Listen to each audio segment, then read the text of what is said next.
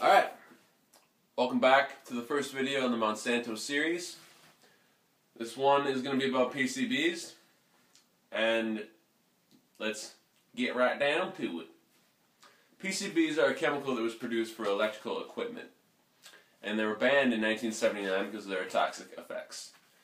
Now, I want everybody just to hear me out.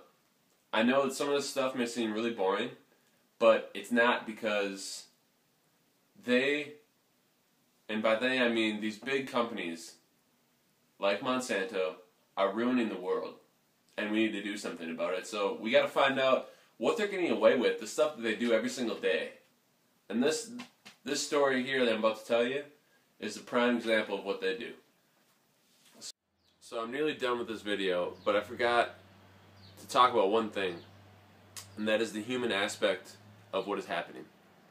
And that's something that we need not to forget, because it's easy not to think about it with all these documents and all these stats, and you want this proof and you want to know what happened. But the most important thing is to realize what happened to the people and what these actions really did to people. PCBs affect your nervous system, they affect your immune system, they affect babies, even in the womb and through breast milk. They affect your thyroid, they affect your liver. It pretty much ruins everything. Your life is awful when you're exposed to these chemicals. And Monsanto knew this. I'll talk about it all, and it's proven that they knew all these effects and they didn't care. Okay, they don't care about the world, they don't care about the future of your children. All they care about is profit and money. And that's why the world has gone downhill. And that's why we need to start caring about that more. Because these big companies only care about the profit, and the people who only care about the profit, they're not going to make the world a better place. And that is what's wrong right now, is you're thinking too much about money. And it affects everybody, okay? So that's something to think about when you're hearing all this stuff that I'm going to be telling you, all the documents and all the proof. Think about the human aspect and what happened to the actual people and how it's ruining lives. What I'm mainly going to be talking about is Anniston, Alabama, where Monsanto had a plant and they poisoned the environment, poisoned people, and they got away with it. They did get sued in 2001 by more than 20,000 residents of Anniston. And this is how all this stuff came to light. All these documents I'm going to be talking about were released in the lawsuit because they, it's part of the system. You have to release these documents that pertain to the case. Monsanto had ended up paying $700 million in a settlement after this case was over, which is chump change to them, which is why I say that they got away with it. So, here we go. In the trial, Monsanto, their lawyer, quote, said, "The truth is, in 1966, when we found that PCBs were in the environment, we started an investigation journey and we tried to gather information and we acted responsibly." Unquote. Another quote from them: "People in our plant have not experienced any significant health problems which can be associated or tied to or caused by PCBs, other than serious skin condition called chloracne, which is easily treatable." Chloracne is a rare skin condition only occurring when there is an exposure to toxic chemicals resistant to regular treatment. It leaves ugly scars and can be persistent for decades after symptoms first appear. Oh, yeah. Sounds really easily treatable. You freaking douche. So, Monsanto's coming off like, oh, we didn't know. But once we found out, we did everything. We were very responsible once we found out. Okay? So, let me read you some of these internal documents which totally prove them wrong, and that they're just lying. They're straight up lying in this trial. So, in 1953, an internal document starts, Monsanto memo starts, "As I am sure you all know, PCBs cannot be considered non-toxic." That was the start of a memo. That was in 1953. And this is in 1971, but listen to what it says. Quote, "I can say that we probably have the world's best reference file on PCB situation. This includes reprints from the literature beginning in 1936 to reports issued last week, unquote. So that's in 1971. They're saying that they've had documents since 1936, and they have the best reference file. Alright, 1957. The U.S. Navy denies Monsanto products because they're too toxic after they do their own test. Quote, this is a memo from Monsanto. No matter how we discussed the situation, it was impossible to change their thinking. The Pydrol 150, which is a PCB, is just too toxic for use in the submarine, unquote. And that was 1957. Okay? 1969. In 1939, PCBs were mixed with soil and buried near a Monsanto plant. It was a test to see if they could use it to kill termites. So in 1963, a Monsanto employee came back and he found that it was still present in the soil. Quote, this is in a Monsanto document. Marsh had reasons to look at some of these sample plots in June of 1963 and recalls that in some instances there was still visual evidence of the presence of PCBs. So that's in 1963, it's still there. They didn't tell anybody about that, of course. So then in 1966, which is when Monsanto says that they found out all this stuff about PCBs, which is a total lie, a Swedish scientist was studying the pesticide DDT, which is a Monsanto product, of course. And he found another compound that exhibited many of the same characteristics as this DDT, which is a pesticide. And that compound was PCBs. So he was intrigued by this. Okay, what is this stuff? He tests more. He finds it in his own hair. He finds it in water, in air, in the fish, and in his entire family. This is in Sweden. And his 5-month-old daughter even has it. So he went to the museum in Sweden and examined the collection of sea eagles dating back to 1880. And only the birds from 1944 and after had PCBs present. So this stuff literally is so concentrated and it travels so well that it infects pretty much the entire world. And it was never there to begin with. It was from us. And particularly Monsanto. Monsanto says in the trial that, oh, it's everywhere. It's all around us, you know, it's in the environment, but there's a reason it's there. It's because they're dumping it. And it gets in the environment that way. I mean, they find it in polar bears and killer whales. Alright, so in 1966, the Zoology Department of Mississippi State University enters a contract with Monsanto to investigate physical, chemical, and biological properties in the creeks around the plant. Monsanto wants this to happen because it makes them look better. Like, oh, we're doing research on it. People are starting to realize what we're doing, and we need to do something about it to make ourselves look better. So, an experiment from this, they put 25 fish in cages and place them in the local waterways.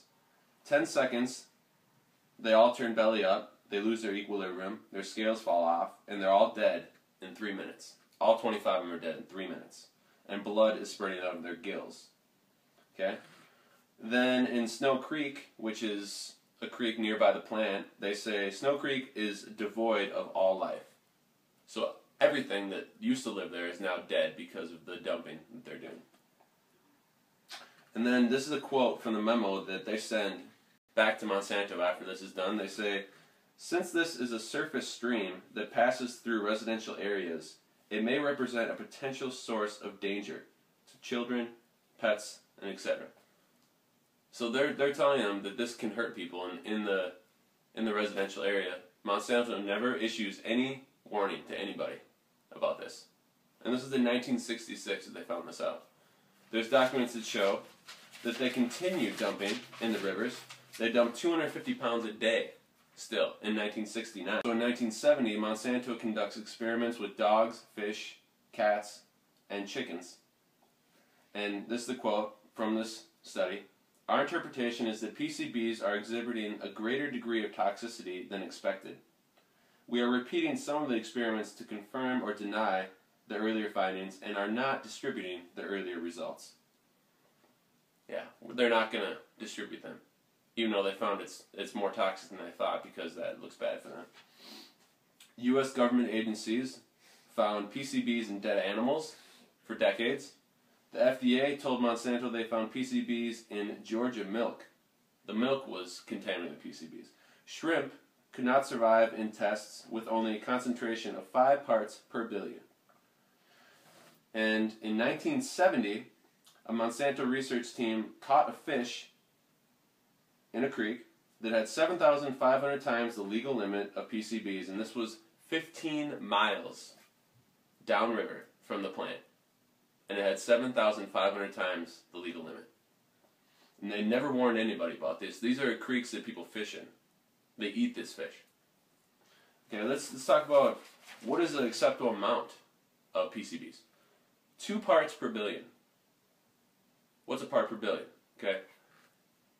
The best way that I found it was if you take a tanker truck of gasoline, how big that is, you take 1 drop of ink and you drop it in there. That's 1 part per billion. So they're saying 2 drops of ink in that huge tanker truck, that's the acceptable amount. That's how toxic this stuff is. So these are some of the residents in Anniston. 202 parts per billion, 30 parts per billion, 1,800 parts per billion they had in these tests. These are actual people that live in that area. Okay, and this is another instance. In 1970, during Christmas time, an Anniston resident recalls that he had hogs that grazed near the plant, the Monsanto plant, and a Monsanto official offered to buy these hogs from him. Okay, the resident was happy. It's Christmas time, and he needs extra money. So the hogs were shot at Monsanto, and they were tested, and it was found that they had 19,000 parts per million of PCBs. And Monsanto never told anybody about this, even though people grazed their animals, their livestock, their hogs, all the time near the plant. And they never told anybody about it. They drank from the creeks that were infected. Never told anybody about it. So that's just some of the stuff that happened. And like I said, at the end of the day, what happened was they got sued, and they paid up $700 million to more than 20,000 residents, and it's supposed to be all good. And that's chump change for them. That's a drop in the hat. And not one person went to jail for it. And this is just one example, one town. And the only reason we know about it is because of this lawsuit where all these documents had to be released. And that's the only reason why we know about it. Alright, and that's the end of the PCB videos that we have this week. And there'll be new videos coming shortly. Thank you for watching. And just so everybody knows, the Monsantos of the world out there, they're doing these things every single day. All this stuff we talked about, there's more companies out there doing it every single day. Oil companies, pharmaceutical companies, all these big companies, they don't care about innovation, they don't care about the future, they don't care about anything except making profit like we talked about. And if people like you and people like me don't stand up against it, then nothing's ever going to change. So if you're dreaming about your fancy cars and you're dreaming about making money and rolling in stacks of cash, well, that's fine. Dream about that. That's a dream that a lot of people have, but that's what has got us to where we are. And at the end of that line, you get those big companies. You get those companies that don't care about profit, and they're making billions of dollars. Oh, damn, they must have such sweet lives, but hey, they ruin the whole entire world and kill people. You know, a little bit of a trade-off. So if that's the biggest dream we want, then that's what we're gonna get, and we're gonna keep going down. But if you care about making a better future, if you care about other people, if you care about having a dream that makes life better, that makes this world better, and makes you happy that in a way that money can never touch, then that's what this is all about. That's something that we can do. Okay, and these videos aren't always going to be about all this depressing stuff that we talked about. It's going to be about innovation also, and stuff that I find that has a future, in making the world better, and we'll talk about that too. It's equally about that, because we need hope too. Alright? So create your own hope, create your own future, and thanks for watching Fat Cat Revolution, and we'll see you next time.